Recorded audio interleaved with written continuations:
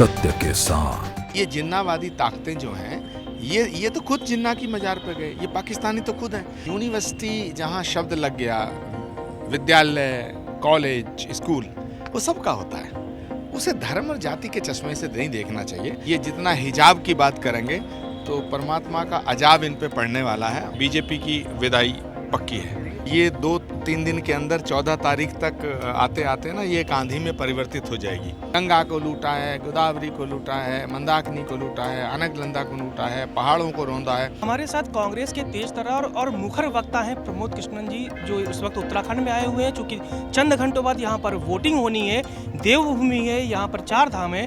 गुरु जी से बात करते हैं। सर, उत्तराखंड में आप आए हैं, यहाँ का जो चुनावी माहौल होता है वो अन्य प्रदेश है उनसे अलग होता है, क्या देख रहे हैं? और देखिए, मुझे लग रहा है उत्तराखंड में कांग्रेस की हवा बहुत तेज़ी से बह रही है और ये 2-3 दिन के अंदर 14 तारीख तक आते आते ना ये एक आंधी में परिवर्तित हो जाएगी।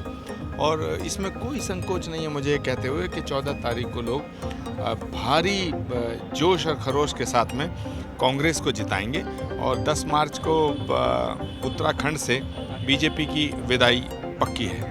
गुरुजी, मेरे मन में एक सवाल था जो आप जैसे ही ज्ञानी बता सकते हैं। जब विधानसभा चुनाव हो, लोकसभा चुनाव हो, भारतीय लोकतंत्र में पहले पाकिस्तान आता था, कश्मीर आता था, मंदिर मस्जिद होता था, अब हिजाब और नकाब, ये जो चीज़ें होती हैं चुनाव के इवेंट वक्त पे देश में क्यों उठाया जाता है? देखिए, भारत एक विराट देश है। भारत विविधता में, अनेकता में एकता का देश है। हमारे यहाँ सब लोगों को खाने की, पीने की धार्मिक स्वतंत्रताएं हैं। लेकिन बीजेपी का प्रॉब्लम ये है कि ये कभी कबाब की बात करती है, कभी हिजाब की बात करती है।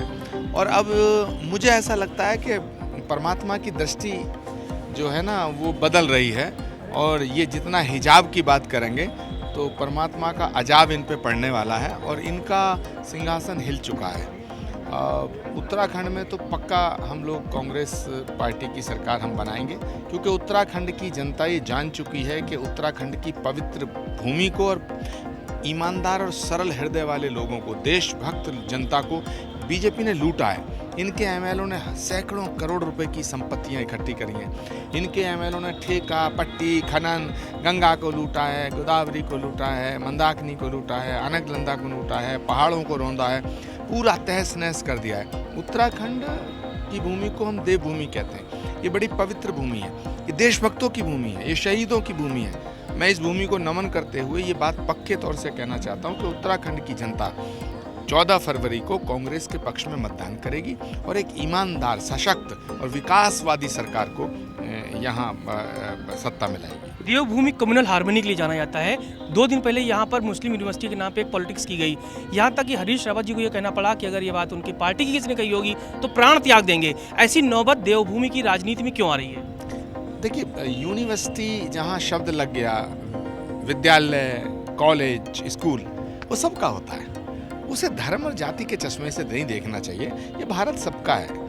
मुझे तो भारत में पैदा होने वाला प्रत्येक व्यक्ति, चाहे वो किसी धर्म का हो, किसी जाति का हो, मुझे तो भारत माँ की संतान नजर आता है। वो मेरा भाई है, मेरी बहन है। तो मैं इसको, ये जो बांटने की राजनीति है, ये जो नफरत की राजनीति है, हम लोग इसका समर्थन नहीं करते। हम गांधी का देश है ये, हम गांधी के फॉलोअर हैं। हम कभी गॉडसे के फॉलोअर नहीं हो सकते। हम सुभाष चंद्र बोस को अपना आइडियल मानते हैं, हम चंद्रशेखर आज़ाद को अपना आइडियल मानते हैं, हम भगत सिंह को आइडियल मानते हैं, हम सरदार पटेल को, पंडित नेहरू को, इंदिरा गांधी को अपना आइडियल मानते हैं। ये जितने ये जिन्नावादी ताकतें जो हैं ये तो खुद जिन्ना की मजार पर गए। ये पाकिस्तानी तो खुद हैं।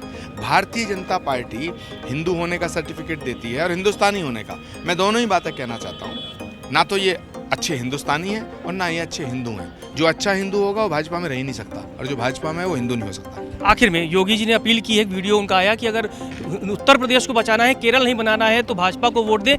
ये जो कम्युनल बातें होती हैं ये पॉलिटिशियंस क्यों करते हैं, मजबूरी क्या है? मैं योगी जी से प्रार्थना करूंगा अगला चुनाव वो उत्तराखंड से लड़ें। अच्छा, आखिर में आपको लग क्या रहा है उत्तराखंड में जो पॉलिटिक्स है, यहाँ पर रोजी रोजगार पलायन का मुद्दा बड़ा होता है उत्तराखंड में, जो बेसिक नीड्स है लोगों की, इस पर क्यों नहीं बात होती है? उत्तराखंड में हम सरकार बनाएंगे, उत्तराखंड के नौजवानों को रोजगार देंगे, महिलाओं को पूरी सुरक्षा देंगे, बहन बेटियों का सम्मान करेंगे, इसकी पवित्रता शुचिता को बनाए रखेंगे।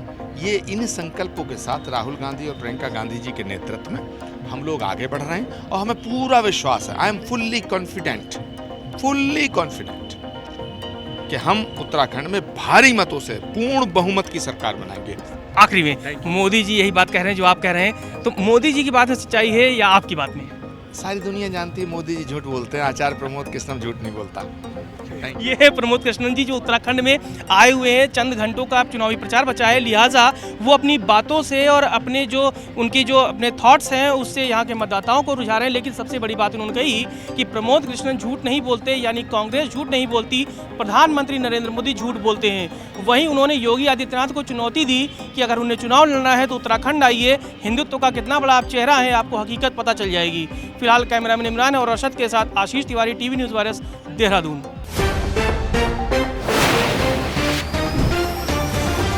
सत्य के साथ।